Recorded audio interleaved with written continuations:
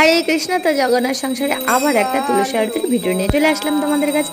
তো আমাকে একজন কমেন্ট করেছো মানে তুলসী আরতি তারপরে গৌর আরতির একটা বড় ভিডিও আনার জন্য। তো দেখো, আমি প্রথমে বলি, তো আমি বড় ভিডিও ঠিকঠাকভাবে এডিট করতে পারি না, তবে আমি চেষ্টা করছি শুধুমাত্র তোমার জন্য। আমি চেষ্টা করব বড় ভিডিও আনার জন্য, কিন্তু আমার হয়তো কদিনের মতো একটু সময় লাগতে পারে, যেহেতু আমি এডিট করতে পারবো না, আমার একটু সময় লাগবে। তো দেখো, আরতির সময় মানে প্রদীপটা যে আরতি করার পর রাখা হয়েছে, আমি তো ভিডিও করতে ব্যস্ত, মেয়েকে কিন্তু তাপ দিতে এসেনি। ওর ঠিক মনে আছে যে ওখানে প্রদীপটা রেখেছে, প্রদীপের তাপ নিতে হবে, তো প্রথমে চলে গেল, তো মেয়েকে তাপ দিয়ে দিলাম। তো তারপরে জানি কানি মানে মন্ত্রটা যদি একবার বলা হয়, ও ঠিক জানে ঘুরে ঘুরে প্রদক্ষিণ করতে হয়, ওকে কাউকে বলতে লাগবে না, ও ঠিক এইভাবে প্রদক্ষিণ করে নেবে। প্রত্যেকদিন সন্ধ্যাবেলা এই চলে ওকে নিয়ে। তো দুষ্টুমি করে, এই বলতে ওই করতে, এই করতে করতে আরতিটা কাটে, সন্ধ্যের টাইমটা এইভাবে কাটে।